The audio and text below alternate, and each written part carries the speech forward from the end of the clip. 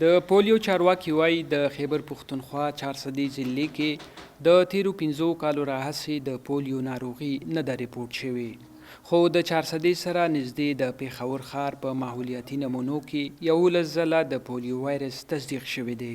د 400 ضلع د پولیو افسر ویلي ته وویل دوی هڅې کوي چې 100% ماشومان ویکسین کړل شي.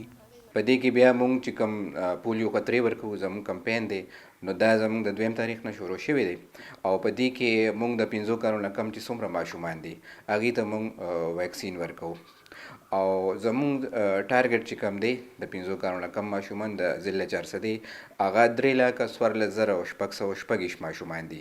په کمپاین کې د 15 کالو څخه کم عمره ماشومانو ته د پولیو ضد څاڅکو ترڅنګ د وایټامیني څاڅکي هم ورکول کیږي. ډاکټر واحد شاه وايي په پاکستان کې 50% ماشومان د وایټامیني خوراک ته اړتیا لري. د دې کمی په وجه سره د ماشوم چې کوم مدافعتي نظام دی هغه کمزوري شي او د اپیتیلیل سیل انټیګریټي لپاره ډېر ضروري دی. نو که فرض کړو دا ماشوم کې یو ماشوم کې ویټامین A کمی وي نو هغه باندې به نورې بیمارۍ کو هغه وایرل وي او کو بکټیریل وي هغه په ډېر په اسانه حمله کوي. نو د دې په وجه سره چې دا کمی موږ پوره کړو نو په کال کې موږ حکومت چې دی نو هغه 2 ځله ویټامین A ورکوي.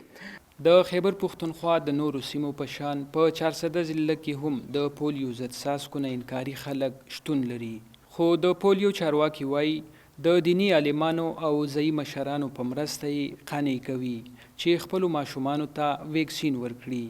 موږ سره په 400 کې عموماً په هر کمپاین کې 4,000-15,000 ماشومان داسي چې هغه انکاریان وي، خو هغه زموږ د کوششونو په وجه سره زموږ سره چې کوم اډمنسټریشن کم هیلپ کوي او زموږ هیلث چې کم دغه دی د هغې په وجه سره ټیمونه هم دی کې موږ سره ډېر ایفرټ کوي. د هغې په وجه سره ماشومان اخر کمپاین کې موږ ته 300-400 پورې راکوز شي.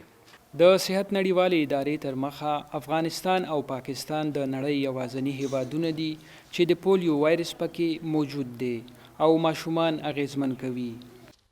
د خیبر پښتونخوا په بنو ضلع کې د پولیو تازه پېښه ریپورټ شوه. نن د چهارشنبې په ورځ په پاکستان کې د پولیو لباټۍ رخوا شریک شوي خبر تر مخه د بنو ضلع ګوړه بکخیل کلي کې د اتلس میاشتو ماشومه جینۍ پولیو وایرس اغیزمنه کړه. روان کال د دې وړاندې هم د یادې شوي سیمې څخه 2 ماشومان د پولیو وایرس اغیزمنه کړي وو. صدام حسین خان، وایس اف امریکا، ډیوا 400.